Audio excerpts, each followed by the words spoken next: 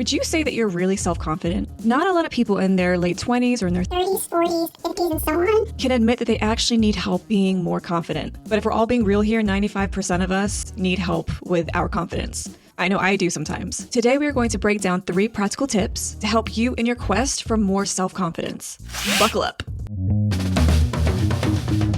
Now, it's key to paint a picture of what a confident person looks like compared to what an insecure person looks like. Because sometimes I think self-confidence can get a bad rep for either being too egotistical or too cocky, and it's really not. So someone who is insecure usually is very indecisive. They're not able to take constructive criticism. They're usually pessimistic. They like to blame others. They're really afraid of change, or they just completely avoid it altogether. They can be jealous. They regularly make excuses for themselves. Ironically, they can come across as being a bit of a know-it-all. Sometimes some insecure people, they can actually act the opposite extreme of how they feel. So they can actually come across as being very cocky and very self-assured. But in reality, they're actually very insecure. Now let's look at what a confident person looks like. A confident person can laugh at themselves. They can take healthy criticism. They're able to admit mistakes and then learn from them. They're willing to take risks. They embrace change. They're usually optimistic. They love to celebrate other people's successes and achievements. They're always looking to learn and grow. And they are very decisive with their thoughts and actions. So which one do you want to be? I know what I would choose.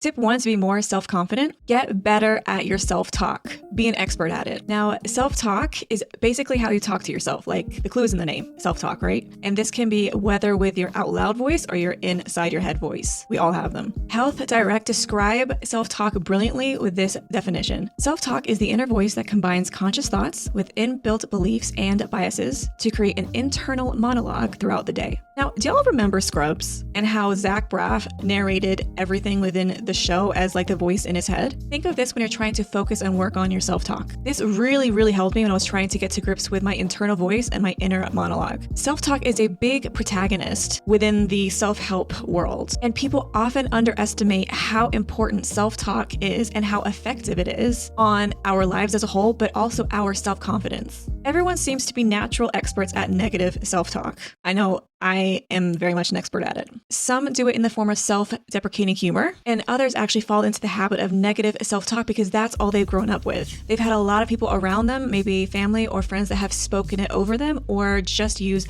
negative self-talk around them. So they actually think it's a normal way to talk to themselves. Positive self-talk is a skill that I promise you will change your life and also provide you with a cheat code in life to more self-confidence. It's also going to help regulate your mindset daily. Good self-talk is not about talking yourself into the unattainable. For example, I can fly, I can fly, I can fly, I can fly, I can fly, I can fly.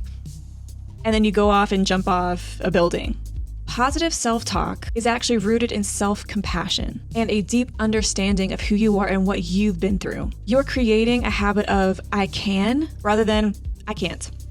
But you are doing it in self-love. You are doing it with a real deep understanding of who you are and recognizing what you've been through. So here are some examples that you can use to change the script in your head. I've always been this way. To I'm actually open to change. This is too difficult. I'm up for the challenge. Tori, I don't know anything. I may not know everything, but I want to learn. Oh my gosh, I always mess everything up.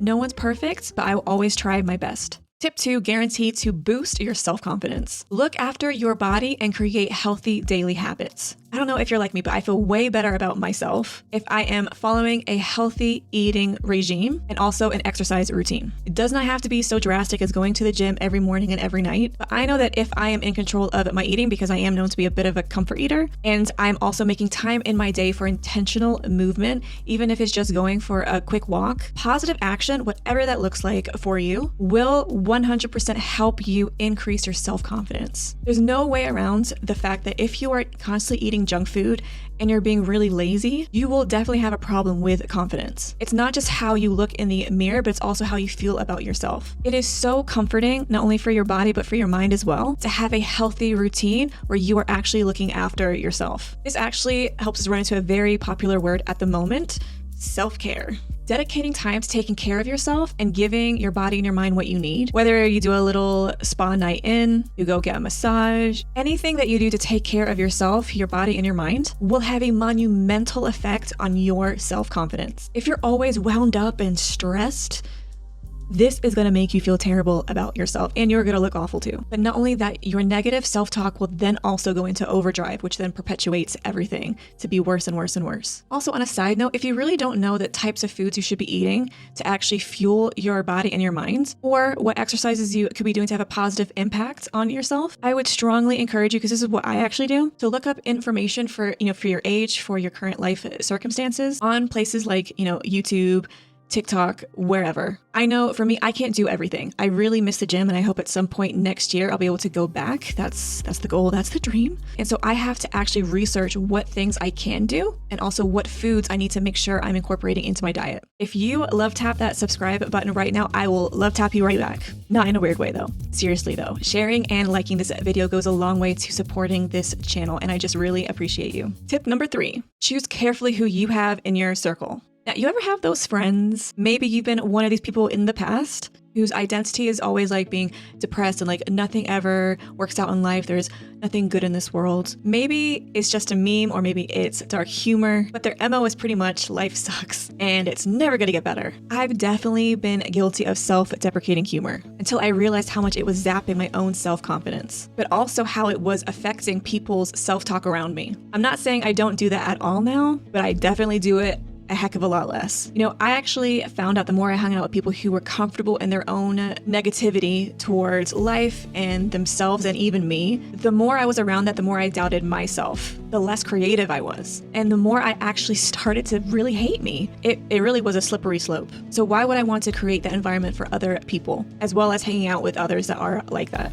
One of the quickest ways to build self-confidence is to have people around you who build you up. I'm not talking about yes men, the people that will only tell you what they think you want to hear. I'm talking about trusted family and friends who challenge you, who inspire you, who encourage you to be better. I really wish we would take far more seriously the people who we choose to keep in our inner circle. Whoever needs to hear this, it's not about the quantity of friends that you have. That is a lesson I've learned definitely as I've grown up. It's about the quality of friends that you have in your life. Even if you have like 2, if those 2 friends are honest and they want the best for you and they build you up, then hold on to them. It's far better having just those 2 friends than having 20 who are not bringing anything to your life. If you'd like to hear more about the different groups of people who can negatively impact your life, then make sure you click on this next video.